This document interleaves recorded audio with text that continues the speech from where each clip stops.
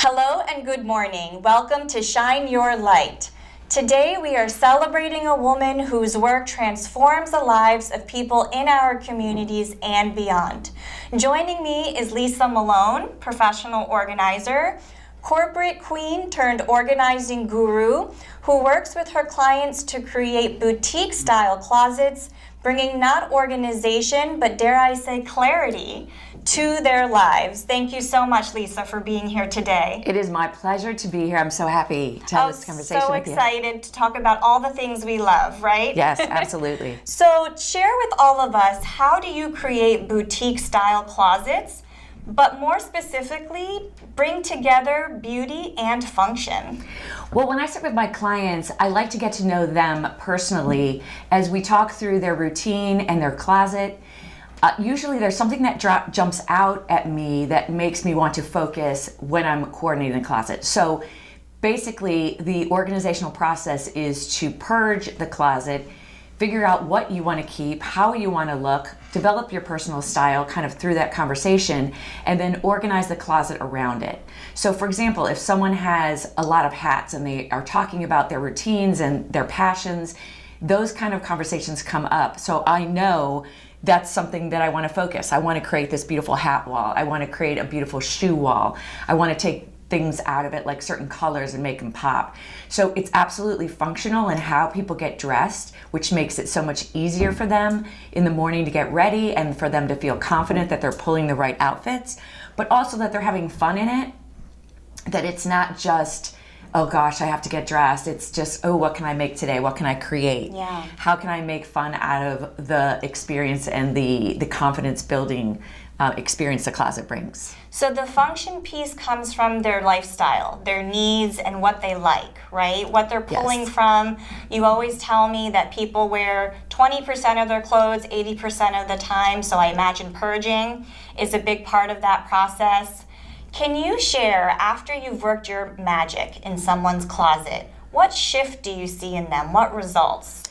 Well, the reason why I changed from just general organizing to closet transformations is because my clients, who are primarily women, are caretakers, and they have taken care of everyone in the household and extended family members, but they themselves are not on their own list of people to take care of.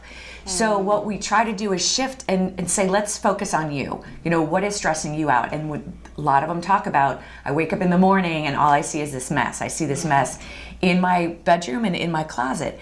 And what's interesting is the reason why your clothes are cluttering your bedroom is because your closet is full of items that you do not wear. They're back in the corner. True. You don't see it, so you don't wear it, you don't use it, you don't like it. So much emotion is tied to that. You know, my mother-in-law gave it to me. I used to be a fill in the blank. Like I used to be a nurse, and that was an important part of my life. But what we talk about when we talk about our mutual clients is we want to celebrate the path that brought us to this point. But from this point forward, we want to decide who we want to be. You know, we want to develop our own path. So I like to talk to them about that part of it and just give them the permission to let things go, because sometimes that's all that they need. So we purge all of that out. And again, we're talking about personal style, and the one thing you taught me is you can repurpose things. You know, we're not about spending and about completely renovating your closet in the form of buying more things. We want to figure out, well, what do you like about your things? Because at one point in your life, everything in your closet was something that you really wanted. So can you repurpose it? Can you, how do you make it flatter yourself? Because while our life has transitioned, our closet has not kept up with us. That's right. Which is so key, because it's the last thing we think about. And yet it is the first thing we walk into every morning, right? Yes. And so creating that closet of Zen, transforming it from a closet of chaos, as we like to say, to a closet of Zen, which is so, so important. What would you say is a key takeaway that everyone should know about the power of organizing? So the feeling that you will get when you have purged and when you have organized, when things are easy to find and easy to put away, it is so freeing. And that is the one thing, to answer your first question, is that's what I see. I've seen marriages work. People just, it transforms you because you walk into your home, your sacred place, your bedroom, your closet, and it's peaceful. and you can breathe. The one thing that my clients all say is, oh my gosh, I feel like I can breathe again. So all of that emotion is tied to stress.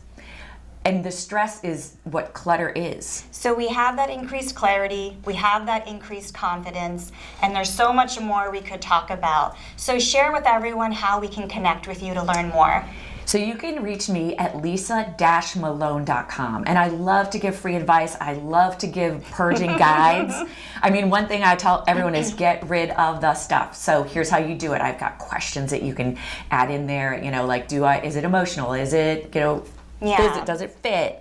All the good stuff. So much to talk about. Well, thank you for joining us and sharing those insights. Thank you for joining Shine Your Light. It's a pleasure to have you here, and we look forward to seeing you next time.